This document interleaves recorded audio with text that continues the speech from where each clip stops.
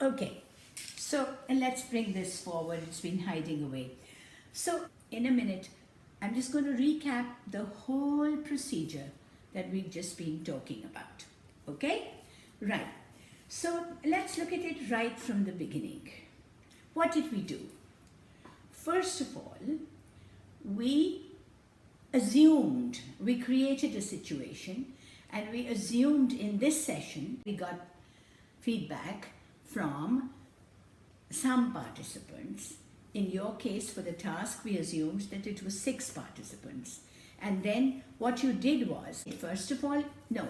So what did you do? You, first of all, you organized the data. How did you organize it? You were looking for valid data. And what you did to get that valid data was that you sifted and sorted and deleted the data that you didn't want. Remember, there was that feedback where you were not sure what the feedback meant because the participant had put marks on 2 variables instead of 1. So then after you'd organized it, you looked at the method of collating it. And we decided we'd take a simple method called the tally method. And I demonstrated what a tally chart looks like. Did it look like this one? Okay, right. So I demonstrated what a tally chart looked like, and we plotted the data.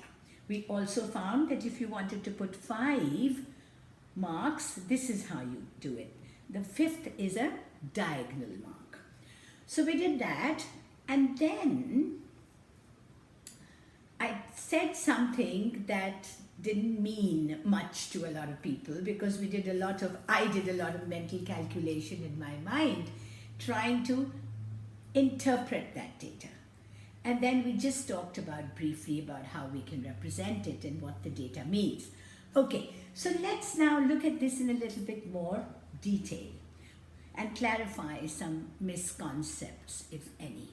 Okay? Now here's a tally chart. Now for this purpose, I've taken 15 responses. Okay? These are the statements. The area we're looking at is cleanliness of a restaurant. Now remember, you would put down just 2 sentences for every area because we just wanted to do it in the minimum possible time. But now I've put down 6. Okay? So let's look at the first variable, which is the environment is clean. And we said that we'd have sentences that were kind of making statements on which you could give your opinion. Remember, what people are giving us is their opinion. So you can't have an opinion on something is very good because very itself is a comparative degree. It's the superlative degree, not the comparative, but superlative. And we don't want degrees. We just want plain descriptors. Okay?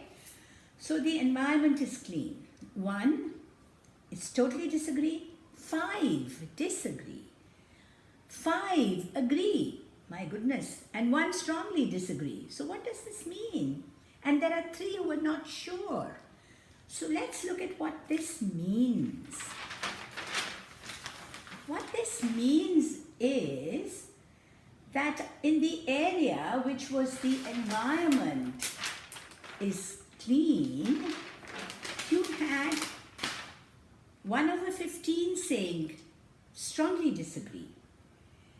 And so we multiplied that by 100 to get a quick percentage, and we got a 6.6%. So the disagrees were 5/15. 5 out of 15 people said they disagreed. So we got a 33.3%.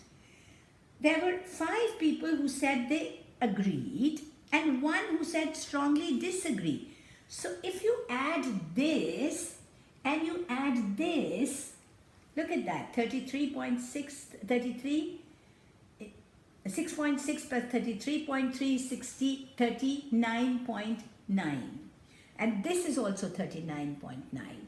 And there are 3 not sures, 20%. So what does that mean? What does that tell you? It tells you nothing. It tells you that nobody's made a clear statement. There is something in the environment that some people don't like at all and some people like a lot. So how am I going to interpret this data? This makes it a little difficult because people are neutral. So if I want to make changes to my presentation, which side am I going to take? So perhaps what we need to do is we need to look at the statement again and see whether we need to break it down into more specifics so that people are able to respond with more confidence. The cutlery, on the other hand, is clean. There are very strong responses. Strongly disagrees about 13.3%. Don't worry, this is mental math. You can use a calculator when you're doing your own bit, okay? Right. Disagree, 20%. Agree, 26.6%. Strongly agree, 26.6%. And don't know, 13.3%. So if you total the two, there's a big difference. 13.3 and 20% is 33.3%. On the other hand, 26.6 and 26.6 is 52%. So what is the, and not sure is 13%. So what is, in your opinion, the diagnosis or the conclusion? Here it's very clear because there are more people on the agree side and less on the disagree side. Do you agree with me? Right. Okay. So here I'm able to say that at least people are happy with the cleanliness of the cutlery. Now, the next question. How am I going to show people quickly? I don't have that much time to talk to them. How do I show them quickly? So there are many ways in which you can do that. A, you can do a bar graph. And I'll show you a bar graph. So, you've got two ways of presenting your story. The first one was this one. You can present your story in this way. Bring this to the front. Here. These lines show the responses on this side. So you can put the agrees and the disagrees on this side, and you can put the percentages on this side, and here on top you write your sentence. And so here this is probably a 32% on disagree. But supposing this is strongly disagree, this is disagree, this is agree, this is strongly disagree. So that's how your story will go. On the other side, you use the pie chart.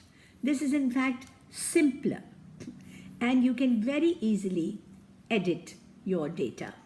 So here I say edit my data. I could say that the blue represents agree and or strongly agree, and the green represents agree, and the yellow represents strongly disagree, and the orange represents disagree, and this red little thing is not sure. So if we want to edit it, we can remove the purple from here and make this into 50%. Yeah. Okay? So that is it. And how then am I going to tell my colleagues what I've done? So I might write a report, and I might say according to our survey, more people are happier with the cleanliness of the cutlery than they are with the cleanliness of the environment. Would it be a fair statement to make? Yes? Yes, it would be a fair statement to make. Or we could say, if we look at the first results that we had, I'm not sure. There are the same number of agrees and the same number of disagrees on the whole thing. So maybe we need to probe deeper. Maybe we need to change the statements on the cleanliness of the environment. Maybe we need to make it more specific. Or maybe we need to find out what the real reason is. Okay? So that's how it goes. Do you get my point? So, what do you think? We've actually organized and collated our data. We have analyzed it. We have interpreted it. We have represented it. And we are now in a position to be writing a report. So, and once our report is finished, we can use it to make changes to the presentation or service we have. So have we really met our objectives? What were our objectives? Okay, take a look. There it is. Organizing data, collating it, analyzing it, representing it, and then drawing conclusions. Right? Okay? Right.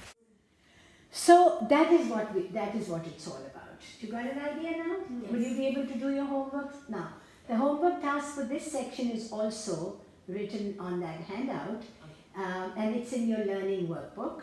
The same questions have similar questions regarding collating and organizing the data are present in the workbook, and I'd like you to do those for homework. And in the next session, we will apply the whole thing to your presentation. Okay? Thank you very much. I hope you had an enjoyable learning experience. Thank you. Thank you.